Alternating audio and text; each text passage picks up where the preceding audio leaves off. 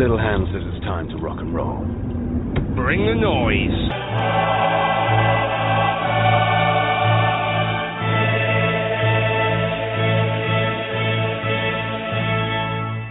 Five, 4, 3, 2, 1, go. Good evening, folks, and welcome to the E-Tims podcast. My name is Desmond, and I am very glad to say we have a full house tonight. I am joined, first of all, by the tactician from the suburbs, Hector Bandido. Good evening, Hector. Evening, guys. Thanks for joining, Hector. We are joined by the pilot of the Tarrier Carrier, a man from Stoke, Ralph Malf. Good evening, Ralph. Evening, how you doing? And Ralph, I'm just wondering what it says. The listeners can't actually see. You're wearing a Bis einer Holt T-shirt. What exactly does that signify? I mean, until someone cries. Until well, there we go. So we're getting very. They'll fucking greet when they hear this podcast. I know. To tell you, they'd fucking greet if they could see Ralph, but thankfully it's only audio only. And last but not least, our roving reporter from around the globe, Monty C. Burns. Good evening, Monty. Evening, Desi. Evening, lads. Good to have. What part of the world are you in tonight, Monty? Back in sunny County Ardwaha because we have the Ulster final tomorrow between Armagh and Tyrone. Yeah, it's the real sport, the GAA, the real sport. You're no longer really a Celtic fan first and foremost. It's kind of second and secondary these days with you. Let's be honest, unless it's the Glory Hunter games. He's looking quite pastoral there, isn't he? He's kind of, for those of an old vintage, he's a member Lake Call in Scotland where the Reverend would be there at 5 to midnight. Water. This is great water. He's sitting in a corner there, quite pastoral. But do you know why that is? Hector? And this is just let all the listeners know. Monty's been working a lot in Edinburgh lately. Remember, you used to work in Edinburgh. Hector, you were a wee bit I was there 5 years. You were a wee bit like that back in the day too. Yeah. Ralph does not look like he works in Edinburgh. Let's just say that for the listeners at the moment. He looks like he's on the fucking run, doesn't he? He looks like he's backing Dunoon. Let's just say that. Anyway, we sound like we're bullying and we shouldn't be. When he mentioned about that fucking T-shirt, it was until someone cries. I'm not sure if it's the cabbages from the Socialist Republic or the AK-47. I'm not sure what's going to make them cry, but it's a fucking T-shirt. Well, again, Monty, I would warn you against holding that black tip spectacle against your upper lip like that, because you look as though you've got a Hitler moustache. I mean, and the way you've got your hair swept, that was looking very, very dodgy.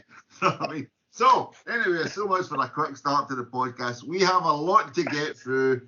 That has been quite a week, and it could be quite a day tomorrow, right? Let's be honest, right? That's why we're here tonight, to talk about what may come tomorrow, fingers crossed. But as normal, Hector, I like to look back from the previous podcast and what's happened. Yeah. So, football-wise, Hector, we had the Kilmarnock, swept Kilmarnock aside 5-1. And then we also had the St Johnstone semi-final. So, Hector, just to touch on the Kilmarnock game, right?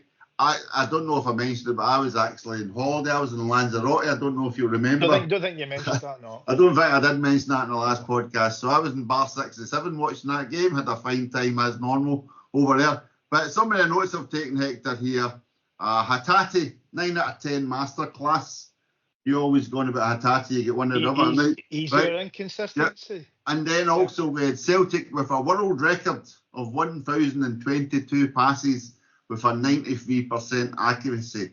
Is that the ultimate Brendan ball, Hector? Oh, it's interesting that the first half, they were terrific, the first half. And we think back to the podcast we had just before the game. Remember, we were talking about Celtic and the inconsistency at times. Yep. I mean, not all season, just so we're clear for those who didn't hear the last podcast, but pretty much since the Bayern Munich game, we think they put that much into it. They're two kicking a dip, and they've been inconsistent the last number of probably 6 weeks or so. So we were talking about that, and we were talking about what they think would happen. I said there'll be reaction. They'll probably just absolutely batter Kilmarnock, and lo and behold, from the first whistle, they were at 4-0 at half time, and it could be more. They were really good. But to answer your question, they were so good the first half. McInnes didn't want to get annihilated by 8 or 9 goals. So all they did was retreat even further back to where every player pretty much camped around their box, and we kept the ball. So it'll be interesting to see the second half number of passes compared to the first, because you're right, it was a training session in the second half, wasn't it? It was just keep the ball and pass it about. Don't get injured. Big games coming up. But first half, they were excellent. Really, really good. And Rio, back to that podcast, he's partly why I think we can be inconsistent at times in midfield, because he's either the best player on the pitch or he can be invisible for large periods. And I think, that kind of summed him up. In fact, the last 2 games he's been terrific. So hopefully he can keep that going to the end of the season. Yeah. So, Ralph, you're a bit of an advocate at times for the weird teams and Scottish football in general. I had a look at Celtic stats for that game. I also had a look at the Kilmarnock stats, Ralph. Kilmarnock, in the whole game, 91 minutes, Kilmarnock had 71 successful passes. 1 wonder goal, if you remember, 0 corners and 12% possession. Do you think Derek McKinney should be the next Scotland manager, Ralph? Yeah, it would improve the style of play and make it much more entertaining. But that's more a comment about Steve Clarke. In that game, it's like we thought, we'd go out, we'd hammer them, that would be the end of it. I watched that View for Terrace. It's on the Friday night, and they pretty much said the same. And it might be that we're becoming a wee bit predictable. At least the game was won, and we weren't chasing it in the second half. It was done. Like Hector says, nobody get injured now. Let's just keep the ball to ourselves. Kilmarnock had given up. They weren't interested in making a game of it anymore either. So it's just, although it's towards the end of the season, although it's another 3 points for the title, it was pretty much run of the mill in the end. Yeah, it was. Right, so Monty, I know you're a glory hunter when it comes to the big game. So did you manage to get to that big game, or did you manage to take it in? Or was that just struck off your list of the glamour ties? It wasn't one I got to, no. I did take it in. But, you've got me thinking now that you've poked the bear in terms of, and I don't want to take us away from the agenda, Desi, so don't let me. But it's something I know we're going to touch upon later, but the notion of what constitutes a big game for Celtic right now for me is kind of very much open to debate in my own mind. I think when it comes to the crunch, as Hector said, we really can turn it on. And I also think we might be coming to the end of a cycle, Desi, in our ability to do that, without getting too dark or too fucking football philosophical right now. Cal Mack talked about it during the week, that because we've been so successful, somehow how difficult it is getting pushed aside. And I think as we go through these last few weeks, I have a funny feeling to what Hector talked at the start about us cranking it up. I think we're going to fucking blow Dundee United away tomorrow. I think we're going to blow the Huns away. I think it's almost like the last big spurt of a team that's going to find it, I think, difficult next year to raise its game to those levels, unless we get the fresh blood in. So I don't want to...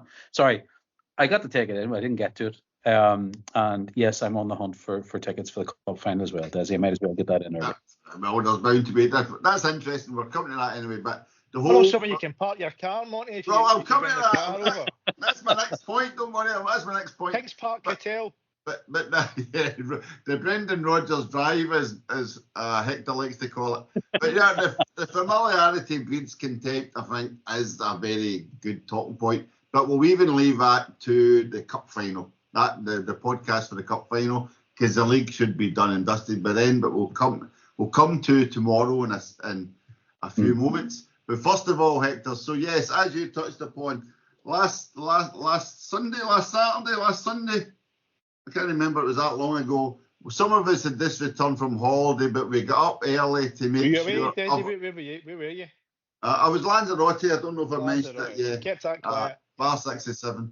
Yeah, some of us did get up early to ensure that other good Celtic fans could have a parking space near Hampden. So was everything all right in the Kings Park? Can we say early, right? I got Jesus at fucking 1:30 in the afternoon, right? Wait a minute. It's not 7:30. What time is the game starting at? What time is the game starting? 3 o'clock. Wait, I thought you were coming for your breakfast the way you were pinging me at 10. To be fair, you gave us a wee refreshment as well, which was off a charming of you. Well done. That's fine. So Monty, if you need a parking zone, they are at a premium. I don't know. I meant to say, you just reminded me there, Hector. Have you seen the draft day? Did you see any of the coverage of the draft day? And everybody in Green Bay selling their parking, their driveways. Yes. $180 they were trying to sell parking spaces. But is that giving you an idea, Desi? Is it? I'm just saying, right? It's nice to be nice. That's all I'm saying here. Right. But again, it's the classic business model. Disney tried to work out how they could maximise profits, and someone looked out the window one day. There was actually one funny. If only we could charge for car parking, and a light bulb suddenly went off in that room. One funny moment, just before we move on to the game, right, with the car parking. So, off a kind of Desi to help out. That's a few games now. We're lucky enough to get tickets. So me and my youngest boy were driving over and got to park the car, and I parked the car outside Desi. Desi moves his car down maybe a couple of foot so that I can just squeeze in. And where behind me is a kind of corner, a bend, the road round the bend. I got the car, how you doing? Yeah, everything's good. And within a matter of 3 seconds, there's Mrs. Desi. Can't you leave your motor there? Oh, come on, put your finest East End voice on. That's dangerous there. Get that moved. And she, by the way, and to be fair, she wasn't shouting at me, she was shouting at her man. Right? He's looking at me going, fuck. So we moved it. She's not caring about her rain car. She was more worried about yours getting clipped on the bend. That's the East End looking after the East End. Looking after us. There you go. Look after your rain. Well yes. Done, So Monty, if you need, you know where we are, Monty. If you need a parking space or accommodation, there is a hotel / car park accommodation. So there are facilities available. But back to last week, Hector, I did want to put you did leave early. You did leave the beer garden early, because there was initial concerns with Celtic fans for the new ticketing system. Any problems for you? Mine's worked fine. Digital technology, we got the QR code through on the Sunday morning. Us being old farts. Oh, look at that. It was the time that was on the QR yeah, I thought it was a limited use only. So, this runs out in fucking 9 this runs out in 9 minutes 58 seconds. It turns out when I looked at it, it was 9:58 in the morning. There we go then, right? But we got there and yeah, we just thought usual, might be a bit fucking chaotic. Nobody's used one before, but do you know what? Piece of cake, phone out, QR code, there's a scanner, straight through. It was actually, dare I say it, really good. So yeah, no issues at all with it. Yep. So to the game itself, Monty, I'll just jump a wee bit here. Adam Ida, Monty, he's been getting a wee bit of kind of shrugs recently and a wee bit of bad publicity. I think I kind of missed it because I was on holiday. But Ida, good to see him score. And do you think he's kind of shut up the complainers for now, Monty? No, I think the sort of meh about him is justified to a point, but only because, I mean, when you hang that type of transfer fee on him, and when you look at his return isn't that bad, Desi, when you look at his goals to games. He is a Rodgers type of centre forward, but he's just had 2 other exceptional forwards ahead of him. And he did have a shot at getting it to himself, and he didn't really grab it. And then once Maeda moved into the middle, that was kind of the end of any notion he would have of getting it this year. But yeah, delighted he got a goal. Has he shut them up? I don't think so. I think for 9.5 million, people are justifiably wanting maybe a bit more from him.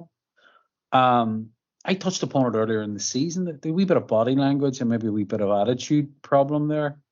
But again, he's only 23, 24. We've got him for 5 years, Desi. So yeah, delighted he got one.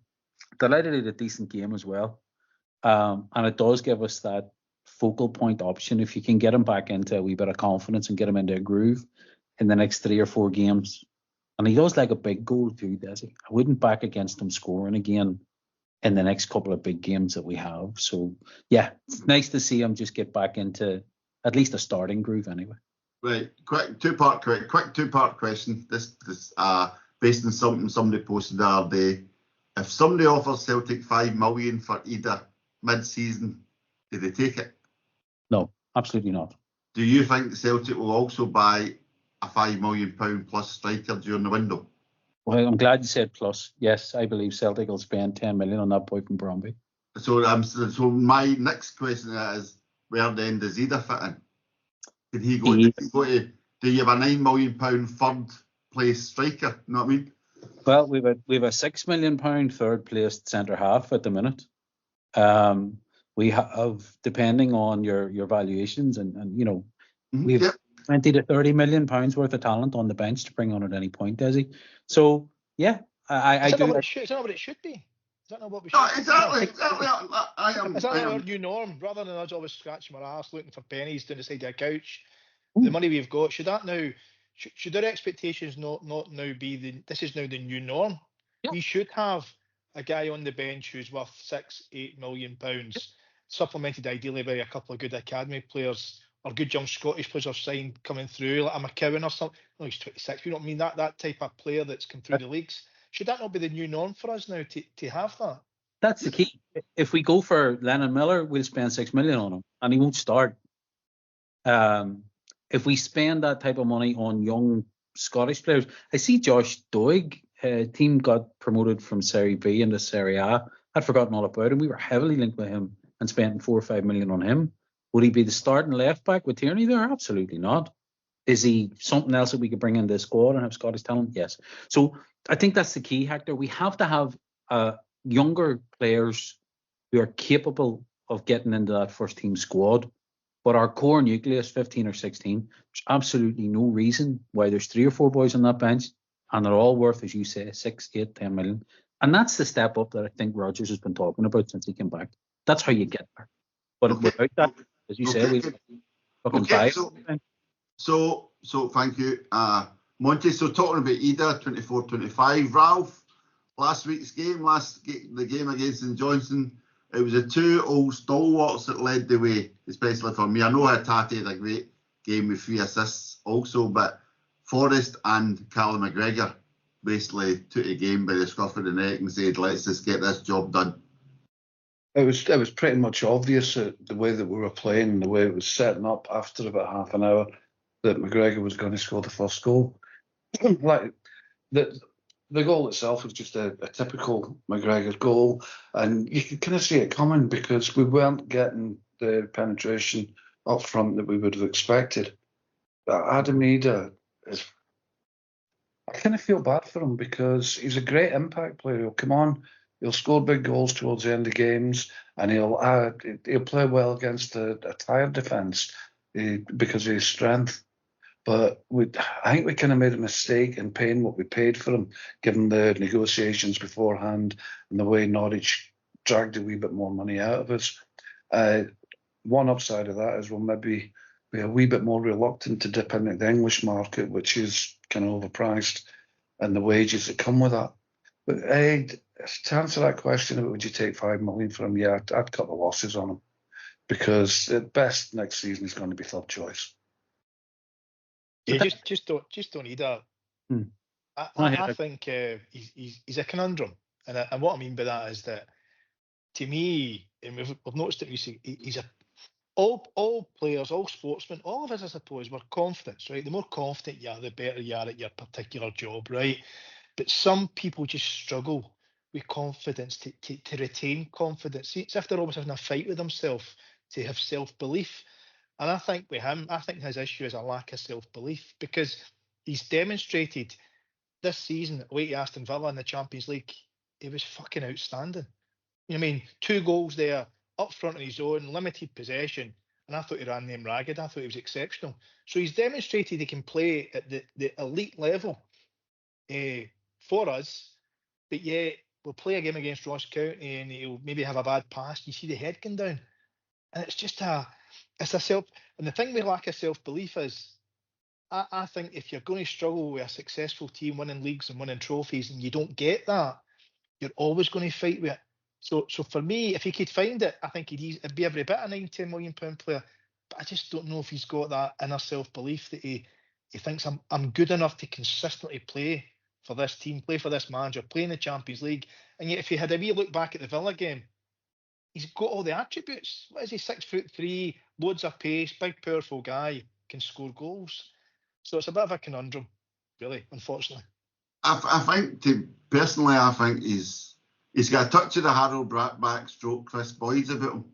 If you give him an instant second to have a shot at goal, he'll hit the target. He knows where the goal is and he knows how to. But if you give him the ball with his back to a player and say, take it in, turn that guy, lay it off, run back in and get it, it's too long. The duration's too long for him to consider like a 3 or 4 second span. He just needs. He's one of the instinct players. They kind of 6-yard run, getting like that Aston Villa game. Just hit it and then just get in front of the guy and get your toe in the ball. I mean, I think he's really good for that. But maybe next season when you've got your Jotters and your Tierney's crossing the ball into the box, it might suit him a bit better. You know what I mean?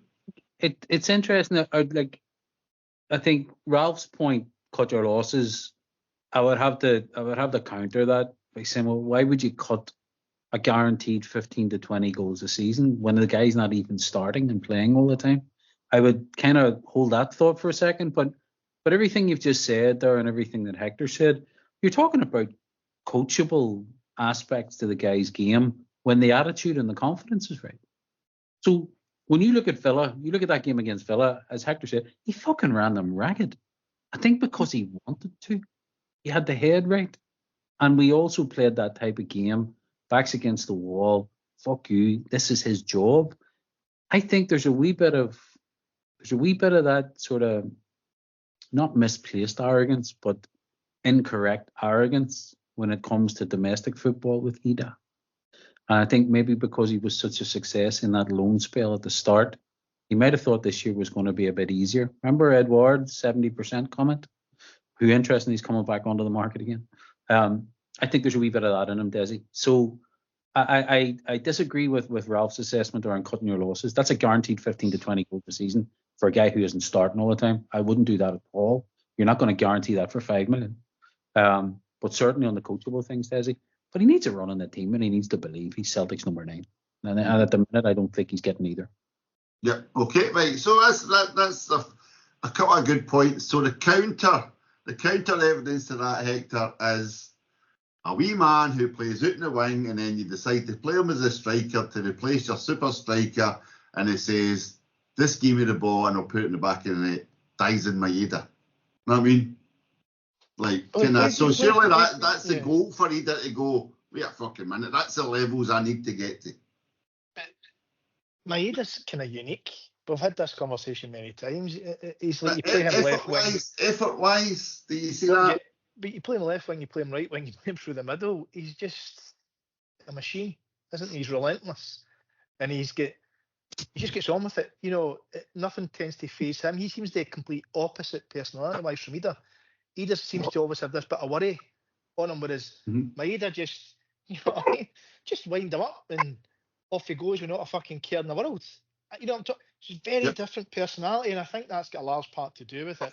I'm also, I think we need definitely 100% we'll get another striker this summer. I wouldn't be selling Ida this summer either unless we get a daft offer, because we'll need the squad again. And with Dyson, he's played left wing the last 2 games again since the St Johnstone away game in the league, hasn't he? When Rodgers read the riot act and dropped 4 of them. So he's went back to left wing, Ida through the middle, and we've scored 10 goals in the last 2 games, haven't we? So I think we need to be mindful of that. You know, let's not try and limit ourselves to maybe just.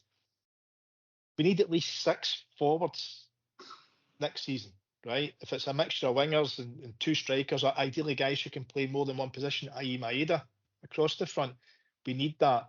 I wouldn't be cutting corners and going to 5. So I wouldn't be selling Ida unless we get a daft offer any day soon, in my view. Okay. So come what may, we'll see what happens. One aspect, as Ralph pours another can, so we're 2 can down at the moment. One other aspect, Ralph, but just to highlight it, where I was at Hampden, we had a perfect position, no view, Ralph, of James Forrest, and I thought I never appreciated what Hatate did for 3 assists, just the way I was quite low down, but had a cracking view of Forrest, and he's give me the ball and I'm going to take that guy.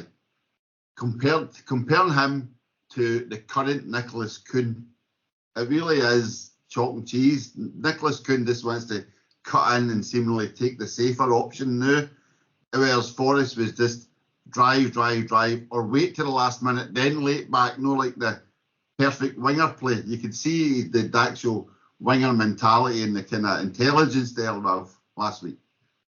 Probably just down to experience. Forrest knows that he knows how to play the game.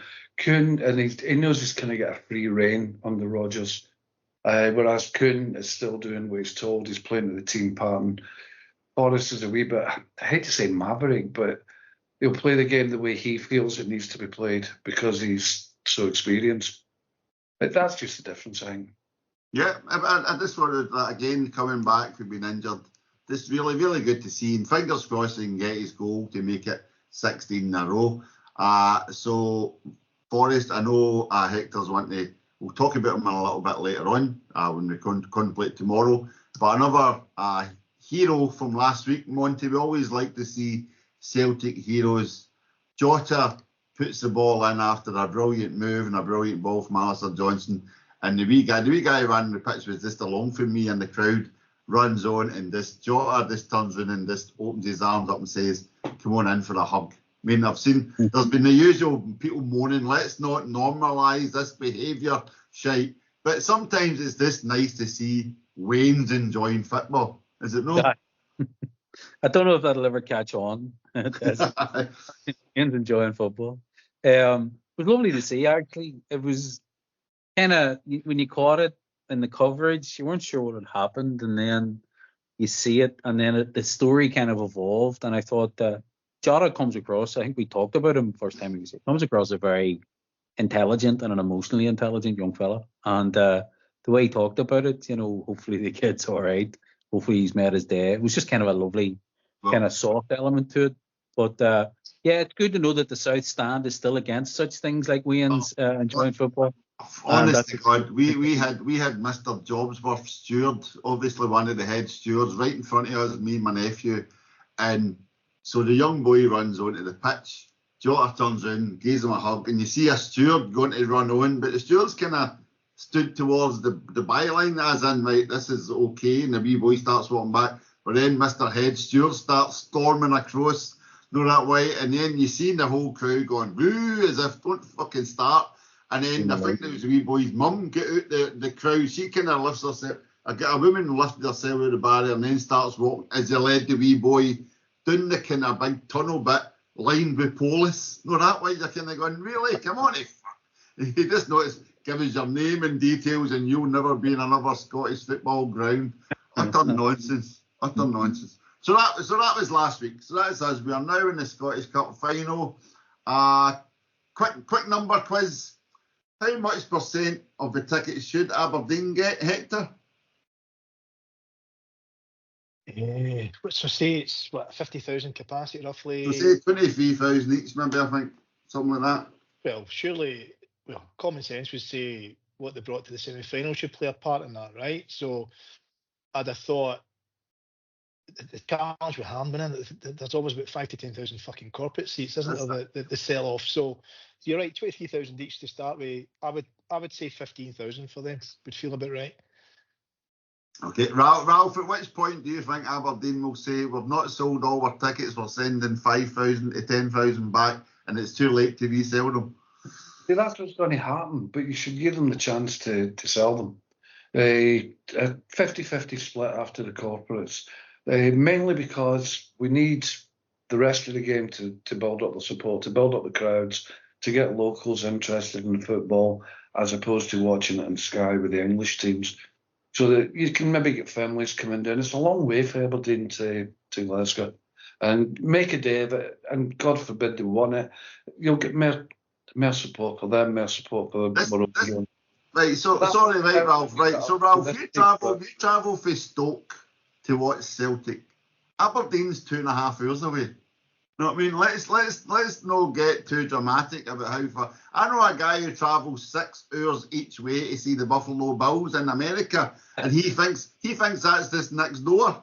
I mean, so like context, it's not exactly the other side of the world, but Aberdeen to Hampden. No, you need to get people travelling to games. You need to get people back and watching our game instead of the English game. So I would encourage children's tickets, whatever, just to get them into the local team. Or, of course, if they want to come down and watch Celtic, they can sort of swap it amongst themselves. Mm-hmm. But I did laugh at Hampden. Hector, I don't know if you noticed that Hampden, the St Johnstone fans, when they let the flares off, they let the red flares off before the game, and I said, given Celtic and Rangers get threatened with 800 fans being banned for the next Hampden encounter, St Johnstone will maybe get 80 fans banned for the next encounter, because they didn't even fill one of the lower segments in Sunday. That was a disgrace. I was directly facing that, right, that area. And what happened is, because the main stand at Hampden behind the dugouts, so they obviously want their own fans, which is fair enough, right, to have the section right behind their own dugout. But then to the left-hand side of the main stand, that was empty. Top bit above it was empty. Yep. The wee ultras next to behind the corner flag at the kind of behind the goal, and then a big empty section. So there was probably about 5,000 or 6,000 empty seats there, and it's quite easily solved, really, isn't it? You should just say, look, the tickets are out. You've got a week before the game. That's your cut-off point, or 5 days before the game, and after that you hand them back. But the issue was that they were so spread out, the seats, that you couldn't then. Well, you could sell Celtic ones, but it'd be St Johnstone Celtic, kind of St Johnstone Celtic, which would be daft. I think they've just got to restructure it better. So if you're selling tickets in groups, just sell them so it makes sense that any not sold, there's a demarcation line that can then go to the other fans, i.e. us, to the final. That's not difficult. And in fact, they've done it for previous cup finals against, I think, Dundee United and Aberdeen. So I think it'll be fine for Hampden. Aberdeen will probably get offered. They'll probably want the 22,000, as is their right, and they'll probably sell it at 16 or something. And the week before the final, we'll get 5,000 or 6,000 tickets back to sell. Yeah, okay. We'll see how it goes. Right, so that is the cup final, end of May. Something to look forward to. Fingers crossed a treble, but we'll come back to the treble talk and tomorrow's games shortly. We've got a few things just to touch on beforehand, so I want to just take care of those first. First of all, is two shout outs. Special shout out to J-Bhoy79 on Twitter, who apparently is looking forward to tonight's podcast for his pre-match entertainment tomorrow. So sadly, J-Bhoy can't actually find anything worthwhile to listen to, so he's going to listen to us. So thanks for that. And a special hi to Happy Celtic Lass, who keeps us updated on Twitter with the Celtic women's performances and games. I seen she was highlighting today how they've scheduled the women's games to be at 12 o'clock. As they're in their split the new, apparently, the women's game. So they're basically how to promote the women's game by scheduling it to clash with the Celtic Rangers game and the end of the season. Here's an idea. Why don't you invite her on the podcast? Well, I could try, but I did ask. So if you're listening again, Happy Celtic Lass, you're more than welcome to accept our invite, because it's always nice to get new voices and fresh perspectives, especially for the women's game. Big part of Celtic these days. So an open invite as always. But see the women's game. See just the wee quick thing we were talking about it, and how it's competing at the same days as the Celtic first teams playing the men's team. Their season finishes 4 weeks time. I think it finishes tomorrow. Let's be honest. But the Scottish Cup final, whatever, right? It's kind of 4 weeks time. Why don't they just play the Women's League from, say, March through to November? And it means they've got the summer months where there's no competition. They can hopefully get quite a few more bums and seats. People want to see a game of football, promote it a bit more, promote the game. Would that not encourage more people to go, sell it a bit more, get more fans on the ground? I don't know. Well, I don't know. If you remember last year, we get the flag day or whatever, we won the league on the Saturday, and then the Sunday, Celtic was playing to win the league, remember? And it was suddenly one of the ones you woke up after the day, the morning after, the night before, and kind of remembered, oh, that's right, that game's on. So a lot of people went to Celtic Park, and a lot of people watched it on Celtic TV, courtesy of the old Fire Sticks. But it was great to watch like Amy Gallagher score that goal, and people were invested in it. And I don't know if they're just no Celtic, the general Scottish women's, they've maybe shot themselves in their foot a wee bit.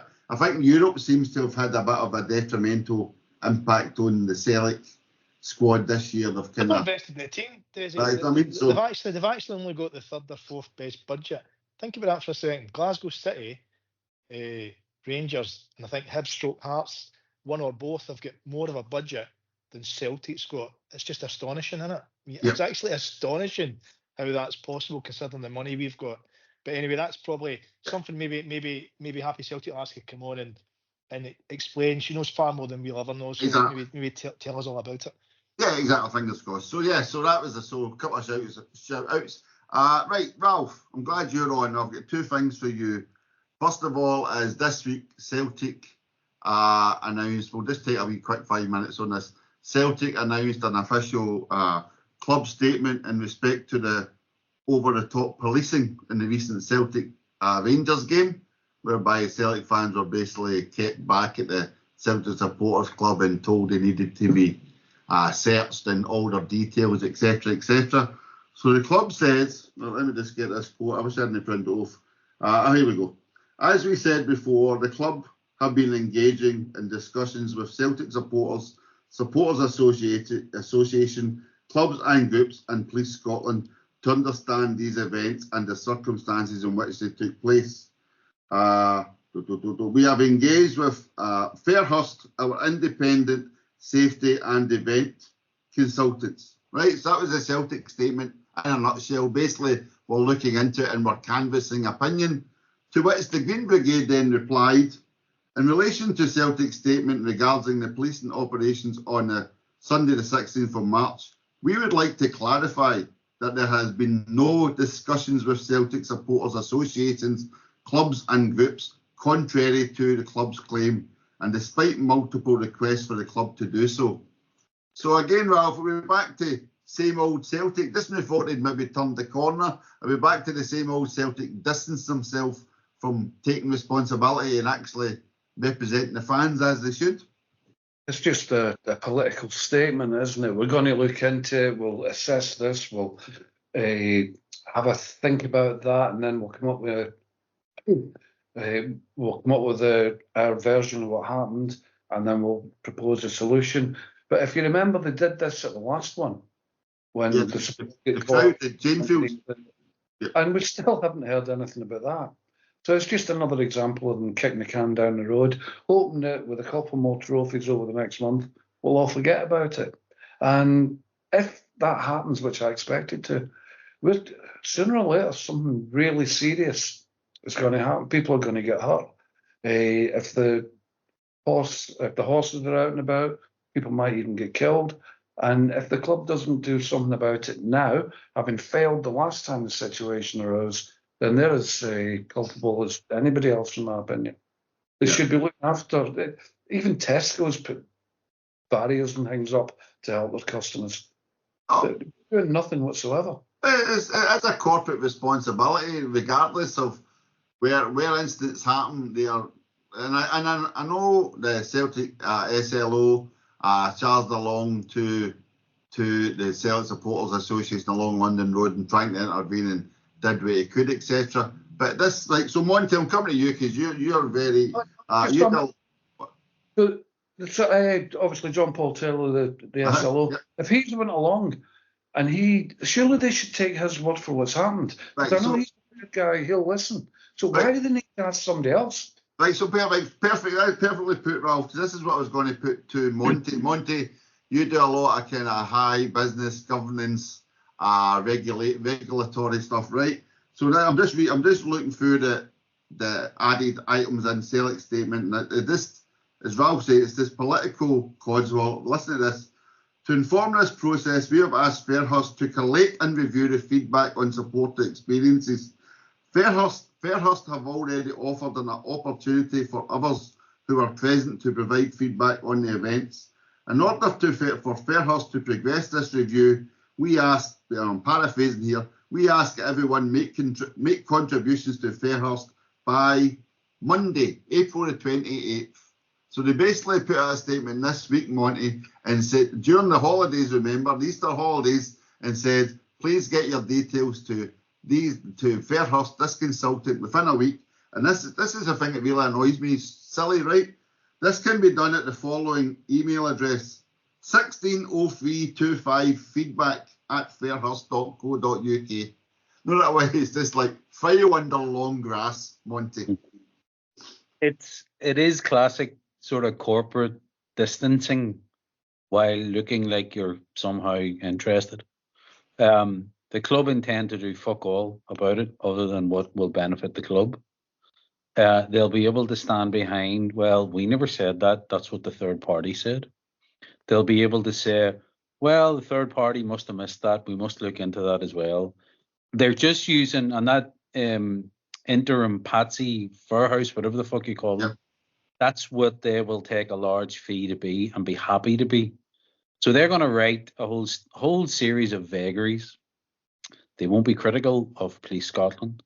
They will probably be critical insofar as the club want them to be critical around the Green Brigade and the people who got involved and who gather like that. And they won't use it like it's a fucking terrible thing to say about a board of a football club that we're all emotionally invested in. But the board and the management of Celtic Football Club don't give a fuck about the support. Well, we've said this multiples of times. They'll say they will, but they don't. They care about the customers. They care about the perception and the image of the PLC and the club. Therefore, whatever comes out of this, Desi, and I've seen this done. This is where consultancy firms like Accenture and EY and all those other fucking parasites make fortunes. You go to them, you pay them effectively an insurance policy, and you can walk away from wherever the fuck it is you want to walk away from. This is exactly what's going to happen here, Desi. We will get nothing out of this as a support. Exactly. It's the classic fool me once, shame on you, fool me twice, must be a Celtic fan. Because as Ralph said, it's already happened. It's already happened with the Dunter the Tunnel Crush, and we kept asking what happened to that report. It's coming, straight in the long grass, and this is, as we said, this is just the same. But again, it's just horrible the way they try. It's horrible to just try and manipulate it. That non-apology style these days, as Monty says, they appear to be doing something, but in reality, we're offering you nothing. We're offering you an email address, which is not even the club's email address, an outsourced email address. The real shame in all of this, you've got some really good people at the club like John Paul Taylor. He's an absolutely outstanding SLO in terms of liaison with the supporters. He's well respected, well liked by everybody. He goes out of his way. He went down to outside the supporters club on the day of it to obviously go and see what was happening and do what he could to help. Whereas you've got people who run the club, let's be honest about it, they're a bunch of cunts. That's just the bottom line, right? We're a cash cow. We're going to come on to season tickets in a minute. That probably just gives you even more ammunition as to why they are what they are. But they only want you when you get any used to them. So what I mean by that is that the Ultras, when they did the TIFO for the Barcelona game, remember? The one that was fucking sensational. We beat Barcelona 2-1. That same TIFO was up in the Superstore at Celtic Park. Behind there it was. So anything that suits them. But the things that the Ultras do, dear God almighty, heaven forbid, any political stuff. Oh, wait a minute. Can't be having that fucking shit here. And there we are, like Brian Wilson and others from Labour on the board, fucking out making media comments about this, that, and the next thing. But stepping back to that day, I think some of it goes back to the disorder that took place just before the League Cup final. When, I don't know if you remember the footage where... Yeah, in the town. In the town centre, right? Which let's be blunt about it, right? It was bad, right? Town centre, there's families walking about and everything else, and it was just a bit of chaos for a period of time. So I think since that moment, the police, they put in an order, and I don't know the name of the order, the police order that is, but on the day of the game, they were given permission, I think from like 9 a.m. that day to like 10 o'clock that night on the day of the match, where they could stop, question, I think take photographs possibly of people who they think may be potentially involved in future crowd disorder, right?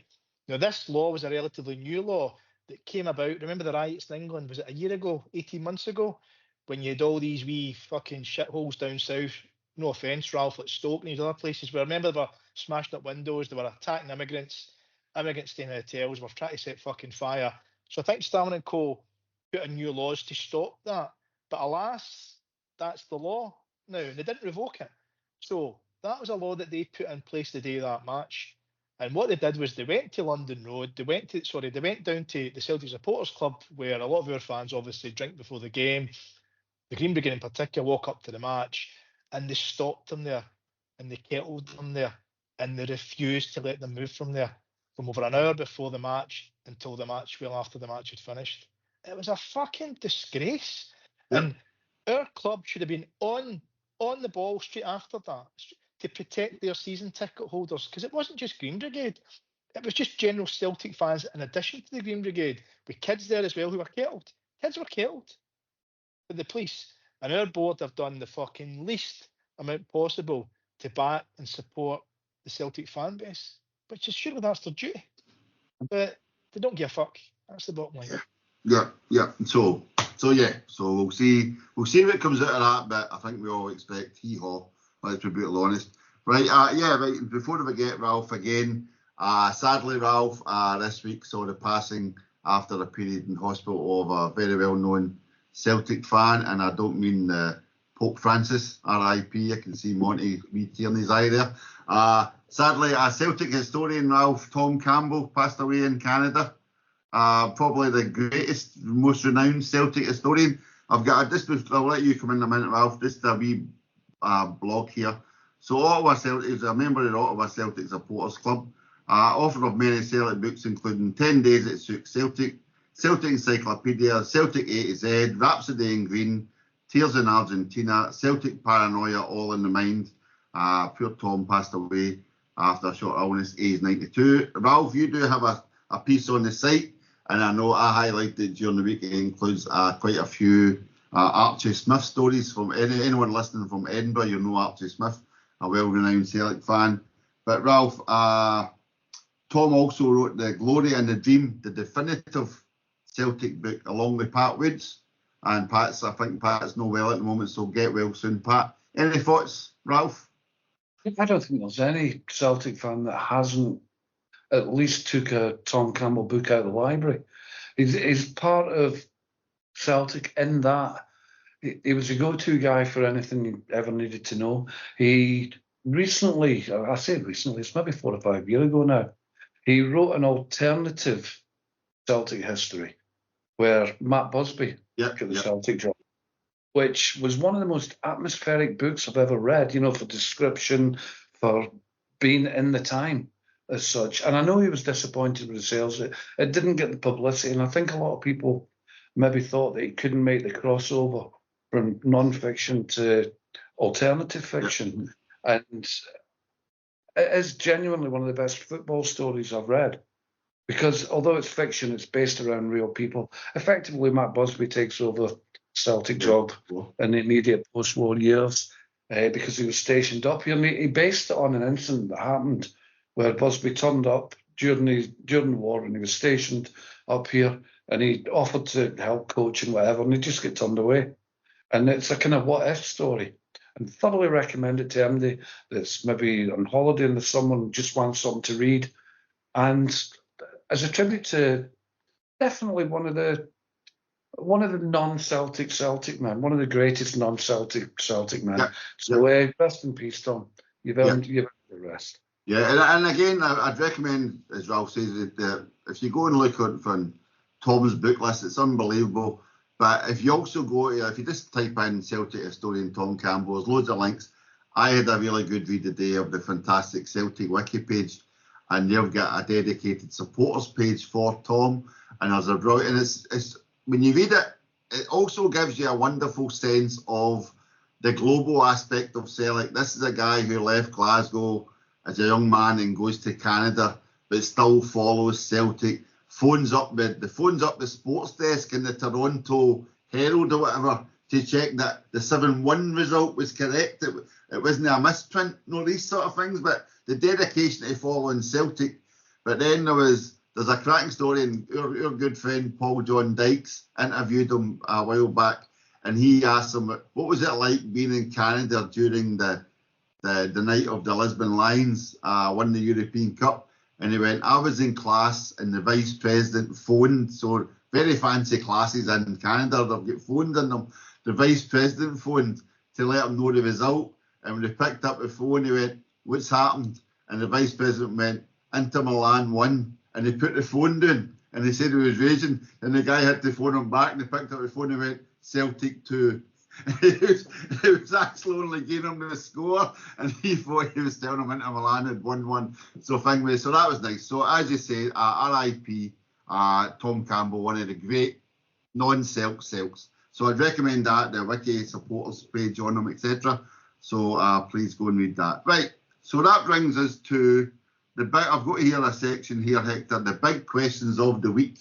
Right, so do you want to start with, we'll go with one or two, but no, we'll go with number two first, Hector, because you and I are, Go for it. You and I are involved in this season book renewal time, Hector. Value for money, discuss. I can just imagine of our 5 listeners, maybe 1 or 2. What the fuck are they on about now, we've right? lost happy Celtic lass already. So. That's it. Right, so just on that. So we've been fortunate to have season tickets for quite a long time, but it goes way back before that. Because remember, season tickets weren't really a thing until the stadium was rebuilt. In the old days of the terrace, it was only that's how we have a laugh about the people that sit in the South Stand like Desi, because when we were younger growing up, it was the only area that had really. Can I just put some context? Don't get too defensive. No, this adds to the argument, right? This adds to the argument. Right. I inherited my here we go. I inherited my uncle's seat, who inherited my granddad's seat. I mean, I'm trying to put that into context, as in they've got the emotional blackmail that everyone. When I was offered that ticket, I said when my cousin's man said, your auntie would like you to take your uncle's seat, and I went, well, I can't say no. Even though I had a seat somewhere, I said I can't say no. But this ties into the emotional baggage and blackmail. But that's the point. That's the point I'm really trying to make. Is season tickets weren't really a big thing, right? They weren't, other than a select handful of 1,000 people, if you're lucky, right? Until the all-seater stadium and everything else. Then with Celtic's case, Fergus built it and bit. Anyway, that's by the by. But we've been fortunate enough for years and years to have a ticket, and it's great. It's great that your ticket's there. You end up building, good friendships with most people round about you. How you doing? How's things? Blah blah blah. And it's really good. The issue is that Celtic and it goes back to what we spoke about just a few minutes ago. There is that the board just don't give a fuck. They see it as a cash cow, and that's the reality of it, right? So the renewal comes through. And mine's, and I've not got the most expensive season ticket, but my season ticket is £649, right? £649, and I'm not the most expensive. There's people that will pay just your standard season ticket, no corporate, over £700, right? £792 minus. There you go. So you're a fucking a sneeze off £800, right? And I'll tell you, the king prawns are getting smaller every year. Aye. Right. So I'm 650, right? And I've got a wee bit to add to this. So I'm 650.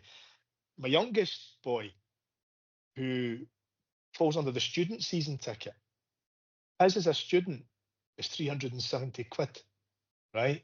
So 340, 370. But anyway, the two of us were £1,000. The two of us, for me, were £1,000, right?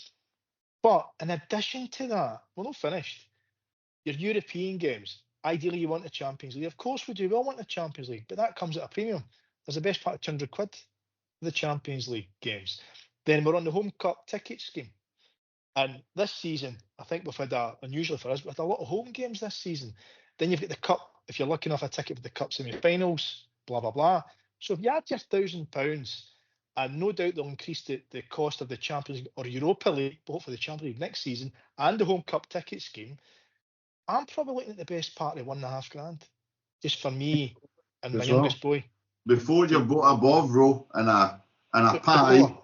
Before we've done anything, right? Now, I can hear people going, okay, but the club do offer cheaper tickets to kids under the age of 13. Of course they do. Great thing. But even that's changed. When they started doing that, and I think it's important that you get future generations of young kids coming through who love the club get a chance to go, it's £50. Still is £50. Now it's £50 excluding the games against Rangers. Or if you want the games against Rangers, it's £110. Which in most cases they won't, so they'll sell them on for what, a premium 50 plus quid, 60 quid. I think so, 65 these days. So there's this thing on top of no reading the room, and we get it. And the reason we get it is the year when COVID happened, when the club had no income. Guess who was it that stumped up millions of pounds to keep the club ticking over? It was us. It was season ticket holders who kept the club. Not a fucking word against the club. We did what we had to do. We mucked in.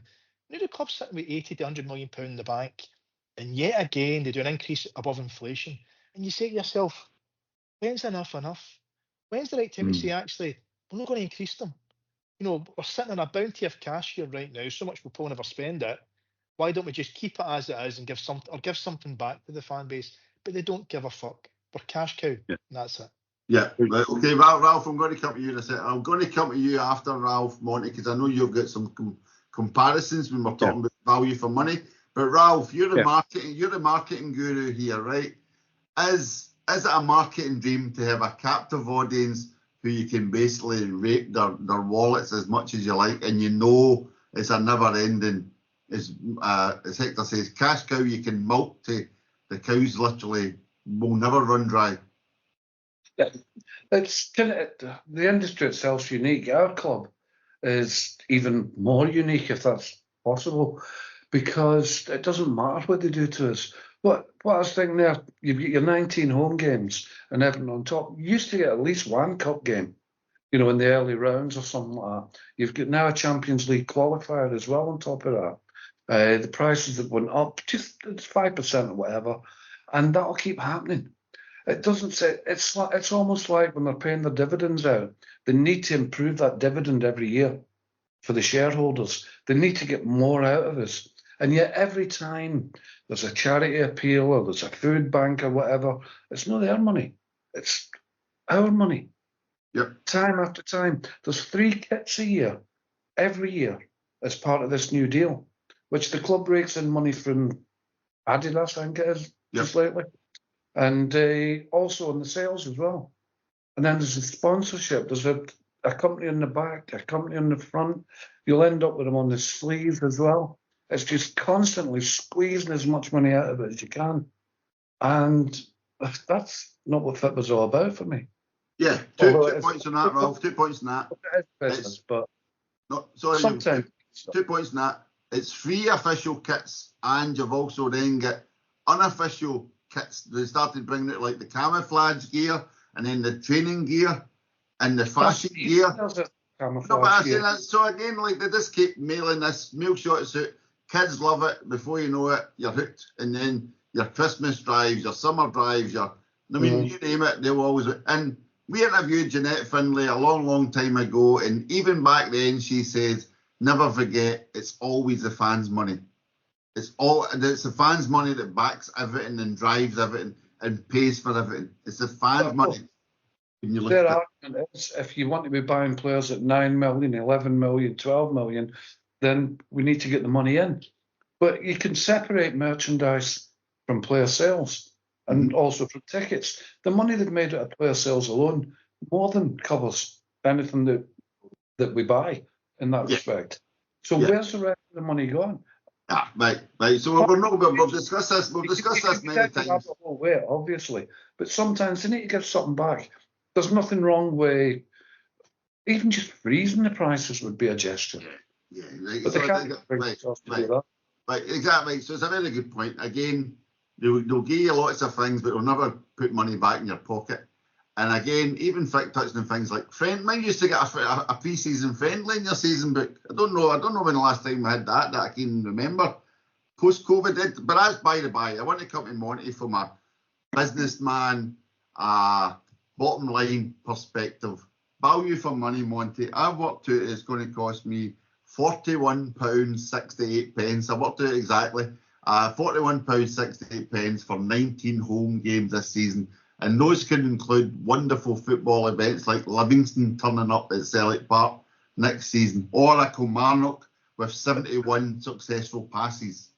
Value for money, Monty, do you think there's anything I could be looking at as alternatives these days?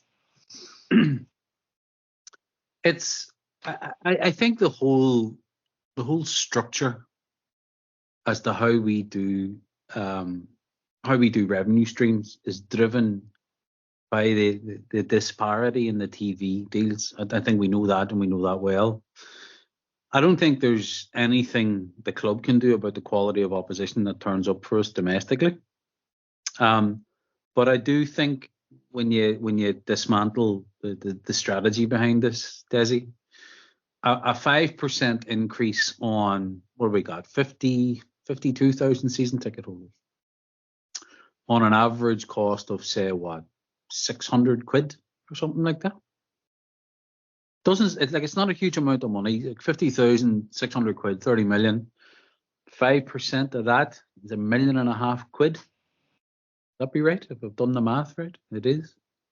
Yeah. So if that's the intention to lift an extra £1.5 million in, the way that you really need to look at this from a corporate kind of health check point of view is how much of a dividend are they paying out?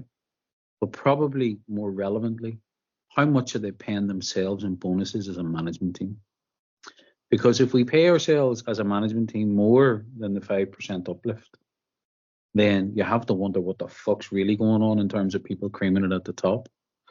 The bonus structures that exist, Desi, are an annualized thing anyway based on performance. So there's always an uplift, but that would be factored in to not only football performance, but corporate performance. So everyone gets their bonus, but it's baked into the number. Hector's point on us having between 80 and 100 million and why not freeze the season ticket prices is 100% valid. But we're never going to do that. We're just not. We're a PLC with, as Ralph pointed out, obligations to shareholders and dividends. For comparison, I had a look here. I sent this link on a while ago and I just dug it up again. Arsenal, the cheapest season book in Arsenal is over £1,000. 1,073 for the cheapest adult season ticket. And they bumped their prices up 10%, 10.2%, having bumped them up 10.4% the year before. Because remember, all of these price increases are fucking compound. It's not that you get 5% on a tenner and then another 5% on a tenner. So in real terms, how many price increases have we allocated or added to our season books over the last 5 seasons? If I'm not mistaken, we've only increased the price twice. We held it 3 years out of 5, did we? Or is it 2? We've increased it. We've held it twice, but we've increased it 3 times. Sorry, it's that way about.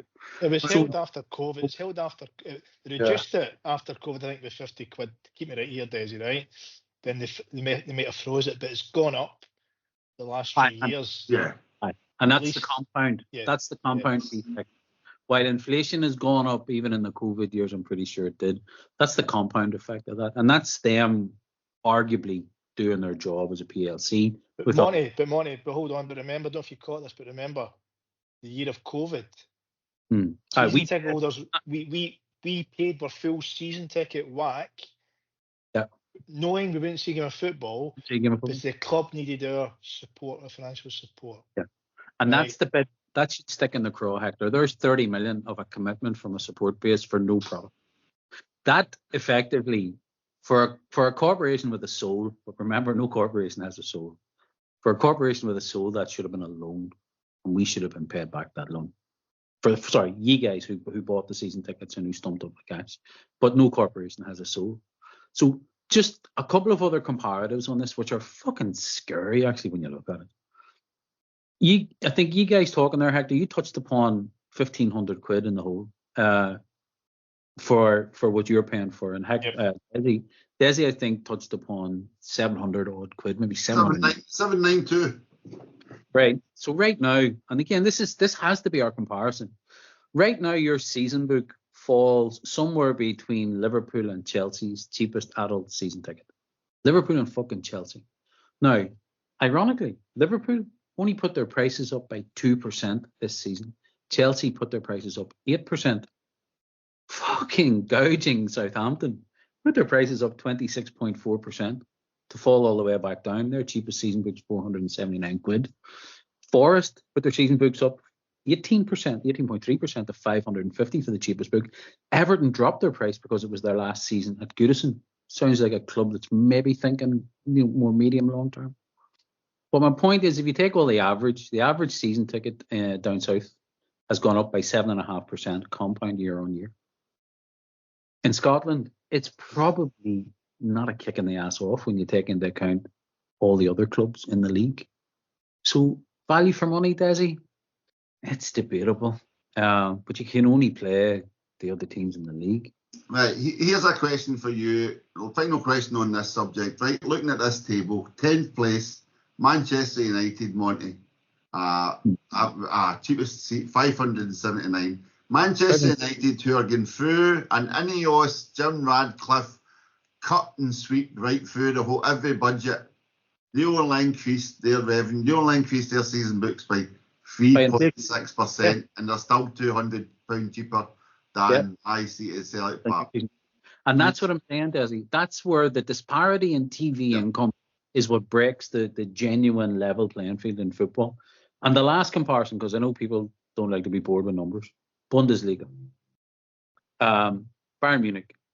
Cheapest seat, Bayern Munich, 385 quid. 385 euro. The most expensive seat in Bayern Munich is fucking cheaper than your season book in the South Stand. 840 euro, Desi.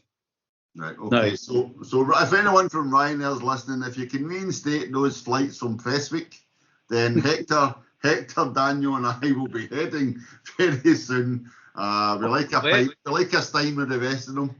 But just sorry, Hector. So let me just box this out and I'm going to shut up. Do you know how much it is for a standing terrace season book at Bayern Munich? 165 euro. The season? Yeah, 23-24. 165 euro for a standing terrace season book. Okay, sorry, my question, just to put an end to this, but where's the end point of this? I mean, genuine, where's the end point? Because we're not funded by Sky TV to the levels that's down south. We've not got the levels in the other so-called five big leagues that comes to TV revenue. We're getting charged way above what we should be getting charged. There's no sign it's stopping.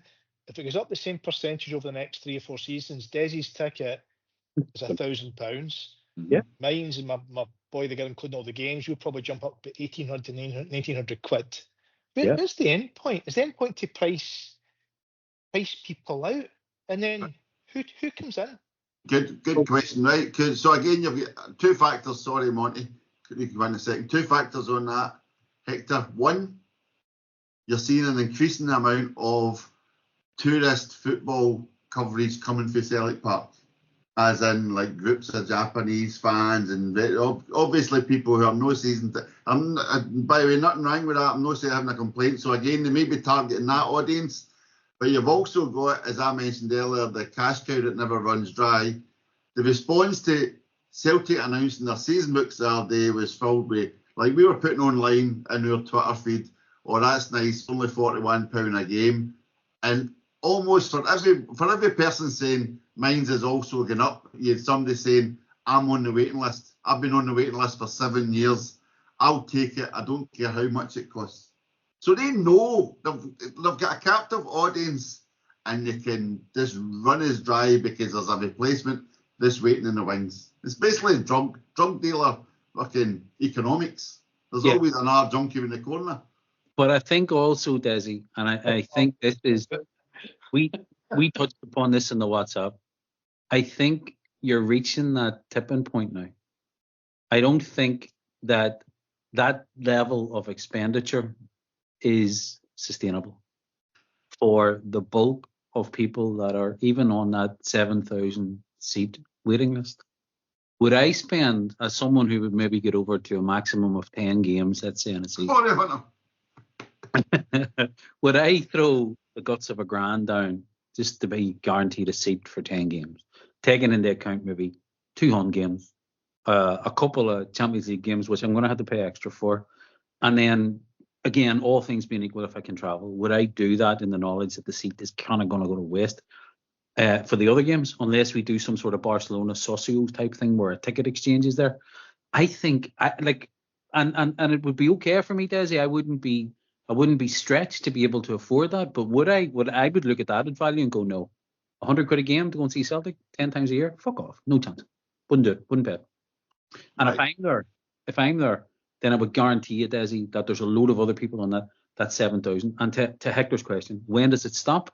When that 7,000 list disappears and people stop paying. That's the only time, Hector, they'll stop gouging. It's the only time they will figure it out. They'll stretch it until they can fucking stretch it no more. And apparently that's them doing their job on behalf of the show. Yeah, exactly right. So we're stretching. So Ralph, this quickly to touch on another point. We're not going to have time to delve into this, right? but this ties in, I think, with the whole season book and milking the cash cow, Ralph.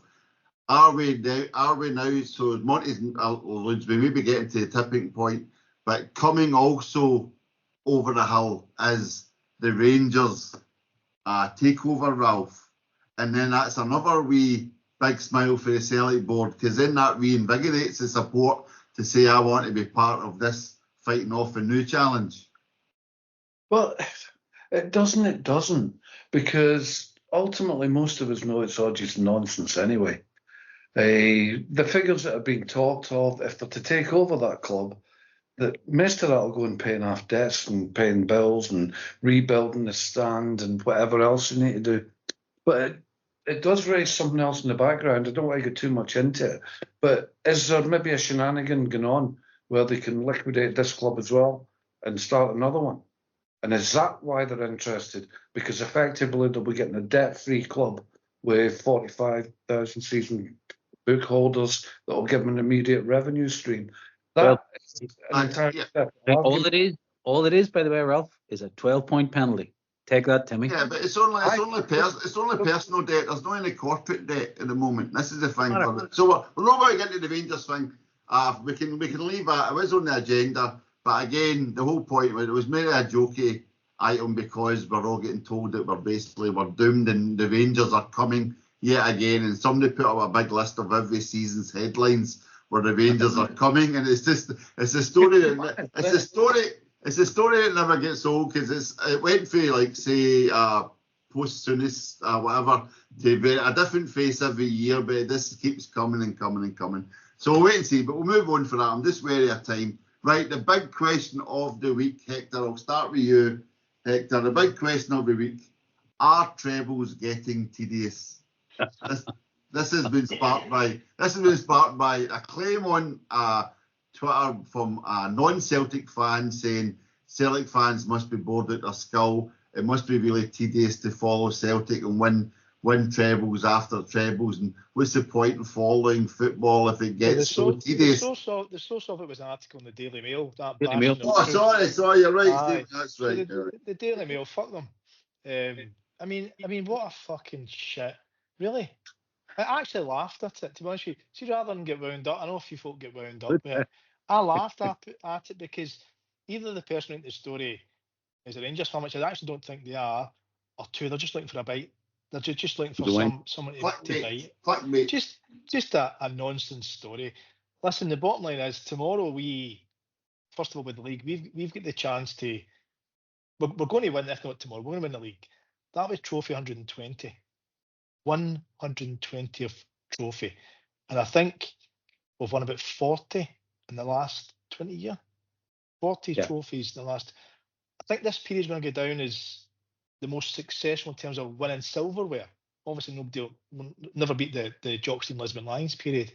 But I'm kind of answering your question to just put a bit of context on about Desi in terms of the scale of success, the longevity of success, the continued success to push and push and push. And to ultimately win trebles isn't easy.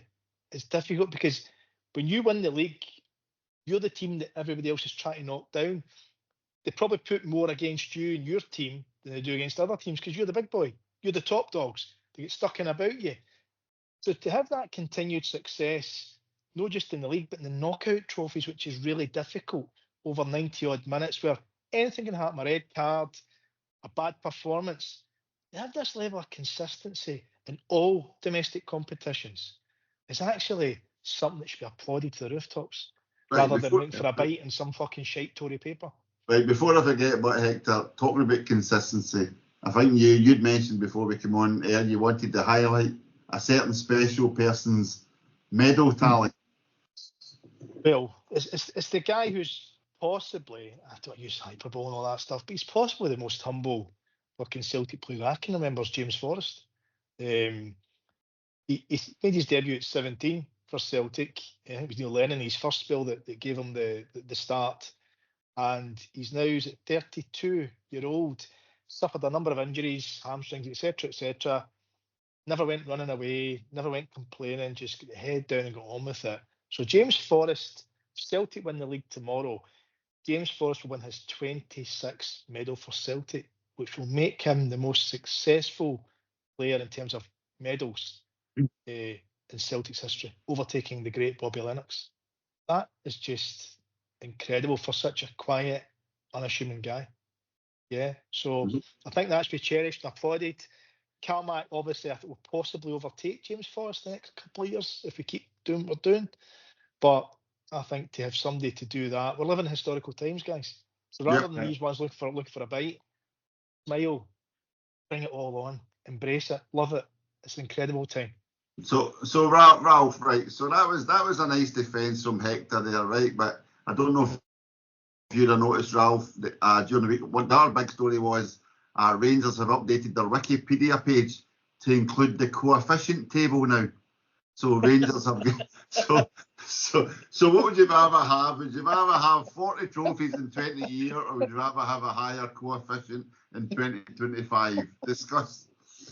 They're just desperate for anything whatsoever to feel good about. We went through a period in the 90s that was awful, that you never thought we were going to come out of it. We watched the club kind of teeter on the edge of bankruptcy, and then it all kind of changed and we grew from there. And a plan was put into place to make sure that never happened again as well. It was run properly. We moan about it, but it was run properly. It took a few years just to get back to their level, but at the same time, and then we had about 5 years where it was kind of even Steven, but then they panicked a wee bit and started spending money they never had. Ultimately, it killed them. A wee bit of shenanigans, and there's another club in there now that's kind of taken on the brand. It's not been successful. It's lost tens of millions of pounds, and you can't not enjoy every minute of this. After watching it just fall apart, even watching down here at the time, you're watching it on grandstand. Your mind, it used to come through the results, and you'd be sitting thinking, "Oh Jesus, not again." And Celtic Motherwell 3, which was the bogey team through 1992 to about 96. There was one, it was news at 10, and the guys doing and in Scotland it's Celtic 0. They must be getting used to it by now. And I think Hibs 1 or something like that. And you just sit and you think, oh, gee, and you couldn't see a way out of it. Because the crowds at the time were only 16, 18, 20,000. There was no sponsorship. I think there was one year with just a Doombro written on the top. True. Nobody wanted anything to do with us. You just kind of felt, you hoped more than you felt it would get better. We're a laughing stock. That's what we were, right? Yeah. I even went to watch Stoke once. It was that depressing. But mind you, that didn't last very long. It was just a lot closer. In fact, there was a guy in our club, he used to go up to the game on a 250 motorbike. And he'd be up there all dead optimistic in the morning, all weathers, and then coming back doing it, we get beat again. And then McCarry took the job, and we thought it would change, and we get Wayne Biggins and Carl Muggleton. And, I'm hanging up there, I'm saying, this Biggins can play a bit, but you forget it's a level or two below.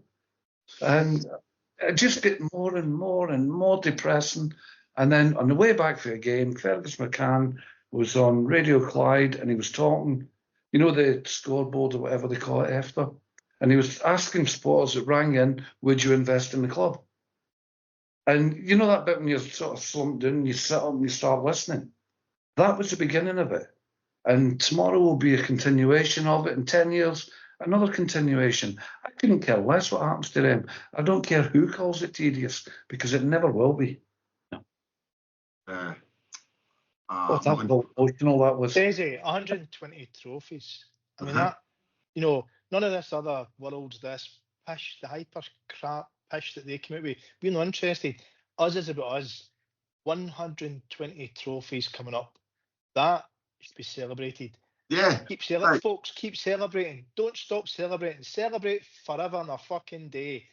Yeah. Every minute. That was Germany's greatest hits presented by Hector Bandido. Don't stop celebrating. Available at all good record stores now. Right, but Monty, this a cultural aspect to that. It used to be like two of my best friends two of my very close friends are Rangers fans. My best friend's No, but Who did it support now? Exactly. Don't bother with football. But they used to always talk about the cycles, and Ralph touched on it there. But we seem to have evolved past the cycles now, Monty, to this being us and them, and you've seen the kind of coverage this year. If you see any things on Twitter or anything for the boards, it'll be like, we've matched them or we've beat them in Old Firm games. We're very close. And you kind of go, what about the other 34 games where you failed to turn up against your Motherwells and your Dundee? The consistency levels that are not there. And Rodgers touched on that today in the press conference, and he says, it's not easy to win leagues. It's no tedious. It takes a lot of hard effort and a lot of competitive edge to actually get the results that you need to win the leagues. Do you think they're still in denial, Monty, or do you think they're angry because they've had to now accept they know their place? I think there's both of those factors are there, Desi, but I always laugh whenever they're doing well because it's the hope that kills them. Yep. And we can only say that because we went through the hope and fucking denial for a decade plus when we were the laughing stock, as Hector said. There is something in the cycle thing, Desi. If they do complete this takeover, the most likely stroke they'll pull is to put it into administration. Because you take a short-term hit, 12-point penalty, you fuck your creditors again, you start again from scratch. Realistically, they'll finish second after they've done it. If I was the guy leading that, that's exactly what I would do the first season I get in the door. Straight into administration, pull the fucking debt out of the club, go again. Now, to do that, and then they put in, and I think Ralph's got a point to make on it too in a wee second. If they do that and put in a genuine strategy and stick with it, then the cycles could come back. But if we keep looking after ourselves, our biggest problem, Desi, is hubris. We are no good being top. Exactly. We are terrible at it. And we'll get caught now and again. But as long as we look after ourselves, I don't think it's going to be the norm forever, Desi. Everything changes. You know, everything does eventually fucking fade. But can you see the end of it anytime short term? Nah, they might catch us in a couple of seasons. And is that thanks to your wonderful board? Is that what you're saying here, Monty? Can you say it in those words? No, but I did touch upon, and I know Ralph wants to make a point, but I did touch upon it. It's a question, that's all. I think we're at the end of a mental domination cycle, Desi. I think what Forrest, Colin McGregor, what Lennon, what Rodgers, even Dyla, although Dyla had a different deck to go against, what they have brought in terms of a level of intensity and drive to continue to go again. I think it's part of why Tierney's coming back, to try and keep continuity there. But I think, Desi, that also peaks and burns out as a club. Because how the fuck can you keep doing that decade after decade after decade? If we can, it's... Can I ask Daisy, see next time you see your Rangers mates, can you ask them, is it a St 18 cycle they're talking about? Yes. As I say, Monty knows them very well. He's been in their company. He knows they're this disillusioned. Let's say. Can I not just say, right, I don't mean their mates, right? Come right. I just fuck them. Really? Fuck them. Right. So a fair point. Fuck them. It's Celtic. A fair point you and Ralph also touched on was enjoy it. Make sure you enjoy. You've got to keep enjoying it. But back a few weeks, the other side of that, which is running in parallel with that, for my example, is I still people say, entitled Celtic fans. We touched on this in the last podcast when we were complaining about being consistently inconsistent. We still have to make sure we're still getting angry at Celtic. That they still have to meet those performances. Question them. Always question them. Yeah, we can't. Absolutely. But we Which is what we just do, can't right? get complacent. And Rodgers mentioned that today. Funny you should say that. I watched his media. He said that today. He goes, "What's the thing with Celtic?" It was a follow-up to about this stupid fucking media pish that they try to get a bite on. And he said the thing with Celtic that's kind of unique in his experience is that you've got to keep driving. The supporters expect you to win every single game. And rather than make that scare you, that should drive you on to more success, to keep raising the bar, keep pushing the bar as far as you can. And that's what we're doing.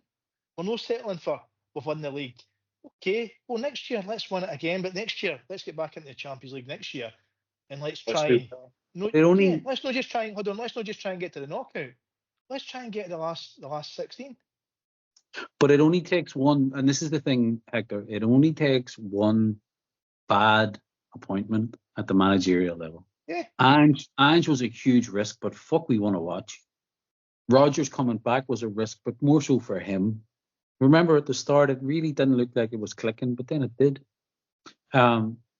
Only takes one bad appointment and us to deviate massively from a strategy because we get a fucking populist manager in. But there's cycles and cycles, Monty, as you know, right? Historical cycles tended to be over a 10-year period, 20-year period. They might win 8 leagues, we might win 7 or 8 leagues, and somebody else back in the day. But cycles nowadays could be that Celtic out of a 10-year cycle win 8 leagues every 10 years. Yeah. I'll happily take that cycle every decade. Every day. And I'd love just in there, I wouldn't be greedy. I'd take 7 as long as we got a European final every 10 years. Well, steady there. Just to touch on one thing you said regards admin, Monty, 2 points for that. It's only private debt they've got at the moment, right? So it's only your director's loans back then. I'm saying, but as in, I don't know if that's going to be wrapped up in the share buying the shares. Right? And that's what I'm saying to you, Desi, that there's probably, I'm sorry, I kind of talked over you, I didn't mean to. It's not just private debt. They've got debts that they've to pay out in court, judgments. But that's. But in that sorry, you've also got from an admin perspective, how does that impact your Europe qualification? But it's a one-off. You do it once. You do it once. You rate them. But could the new Rangers afford to not be in Europe next season? This is the aspect I'm trying. I don't know how it works. What happens if the admin event happens in the closed season? You're still going to in your record for 3 years in Europe, Ralph. It lasts for 3 years in Europe. Coming up. Who cares? Right, okay, right. So, quick one, I'll give you 30 seconds. Rangers, 30 seconds. They have a choice. Whoever's buying this club has a choice. They can throw, say, 50 million down on the table, put another 50 down, and try to level the boat and go again and do it right with a strategy and a growth trajectory and keep them all on side. Or you could throw 30 down, take it or leave it, wipe the fucking debt, and then put 70 into a completely afloat, debt-free entity, which is what they should have done, only Charles of Normandy trousered most of the money and lived. They can do it, Desi. They can compete with us financially if they take those really ugly decisions. But in order to keep all the hordes on side, they'd have to tell them that the only reason they were doing it was to be the fuck the Tims. And that's the only way. That's a Rangers podcast. Exactly. Okay. Fair enough. Let's talk about fucking Rangers here. That's also part of the enjoying it. Let's remember to fucking rub into them. But let's move on, right? Fair enough. Fair enough. Right, Hector. Tomorrow. Maybe tomorrow, right? So we go to Dundee United tomorrow, and I have to remember and salute Celtic Curio on Twitter for putting up the picture of Jim Goodwin and his boy at Hampden last week watching Celtic with the Tommy Burns tagline of "They're there and they're always there. God bless." And he used to be Tommy Burns, God bless him. And he had "They're there and they're always there. God bless the both of them." And it's Jim Goodwin and his boy with a Celtic scarf watching Celtic versus St Johnstone. So we go to Tannadice tomorrow, Hector. I think it'll be a gentleman's agreement. 0-0, everyone's happy. What do you think? See you saying that. There's a lot in that, by the way, right? But I think he went in the huff, Rodgers, didn't he, after the St Johnstone defeat, rightly so, and he kind of swung the axe on a few players, the two wingers, Trusty and Ralph's favourite player, Schlupp. He swung the axe in those four. So since then, we've scored 10 goals in 2 games. We've played pretty well, has to be said, right? And we're going for the league tomorrow. United's a hard team to break down. They're really, well organised with Goodwin. And I think we drew up there early in the season. It was nothing each. Yeah. Fucking blown a gale, I think, but it was a rubbish game. I think we'll go and put performance in tomorrow. I can see us winning that. maybe be 2 or 3 goals tomorrow. I think we're going to put in a champions performance tomorrow. So who's scoring the goal that clinches the league then? So I'm not sure it's the goal that clinches the league, right? But I think James Forrest is going to score a goal tomorrow. Yeah, I would hope so. That would be. I just think it's got something. I think becoming the 26th, if taking over as the most successful Celtic in terms of medals ever. He's scored every season, hasn't he? For 14, apart from this season. This is for 16. Apart for this season as well. He's just come back into the team after being out for a few months injured. I don't know. I just have this wee thing that I think James is going to score one of the goals tomorrow. Do you remember? There was an old Celtic video, a 100-year centenary video, and it was a history, and all the Kellys were on it. And they were talking about the fairy tale thing about this club and everything else. And it would kind of be a fairy tale for James Forrest to get his medal tomorrow, to get the 16th consecutive season goal tomorrow. Like, what do you call it, Simunovic when he scored in the 67th minute, that kind of thing. Just that story that comes with it. Though personally, I think it would be funnier if Dundee United and St Mirren both beat the 2 Glasgow Giants or the Ugly Sisters, whatever, by about 5-0, so that we can go to Ibrox the following week. Surely they have to win. Rangers have to win. And we have to get beat as well, you see, to make sure we win the league. If Rangers get beat, we win the league. Aye. Rangers have to win and we have to lose. If we both get beat, we're 13 clear. We know we 5 to go. Oh, that spoiled that particular scenario there. Is there not a way we can win it at all next at Ibrox? Just for if we get beat tomorrow and Rangers win, then we just need to make sure we don't get beat at Ibrox. They'll get beat at Right. So Monty, on that, right? So Ralph, what's your prediction for tomorrow? A nice one each or something like that, just so as everybody gets to see a couple of goals and everybody's happy. I don't know what Dundee United still chasing the European place. Yeah. It's quite tight. There's Dundee. Yeah. Depends on what happens with the cup final also. So they've still got a chance. Even St Mirren are still in that contention. Right. So what's your prediction? Quick prediction. It'll be a draw, I think. It'll be just to get that point. I think I'm saying right. So Monty, to you. Minute silence tomorrow for Pope Francis at Tannadice. Should there be a minute silence at St Mirren Park or whatever it's called these days on Sunday? I made sure not to ask Hector because he made his thoughts clear before we came on air on that one. I think it should be a minute's applause and the Papa Francesco chant. I think that would serve everybody's purpose tomorrow. Yeah, right. So exactly. So Monty, on that, I honestly thought it would be a perfect circle of life because St Mirren had to put up with, if you hate the royal family, clap your hands. So just to hear the Rangers fans singing, if you hate the Pope of Rome, and again, I think Martin Bigwell had to say the Bishop of Rome the other day when the Pope died. They couldn't actually say Pope Francis. Yeah, the joys. But yeah, let the universe balance itself out. Let them have a bit of fun with it. But in terms of Tannadice, Desi, I think the game will be over after half an hour. I think we'll be 2 or 3 up. I think we're really going to go for it. Okay, marketing wise, Ralph, you're the marketing guru. What does it say in the t-shirts tomorrow? Oh, that's it. They must have thought of something. They're going to do something about takeovers, aren't they? They're going to bring on your next club or something. That would do me. Bring on the third Rangers. It's usually more cryptic. Remember the old smell the glove stuff like that. It'll be more cryptic than that, right? So trebles are tedious, is that before the cup? That could be exactly tedious treble. They can't. Maybe this Tedium CSC or something like that. Because they can't preempt the treble until we've faced Aberdeen, and we'll have a podcast on that. Final question to you, Hector. Yeah. If we do not lose tomorrow and secure the league, should we get a guard of honour at Ibrox the following week? No. I wouldn't want us to give them. I wouldn't want us to be doing it for them. It's football rivalry. We hate them. They hate us on the pitch. No. Nothing at all. I want us to win tomorrow in style where we can.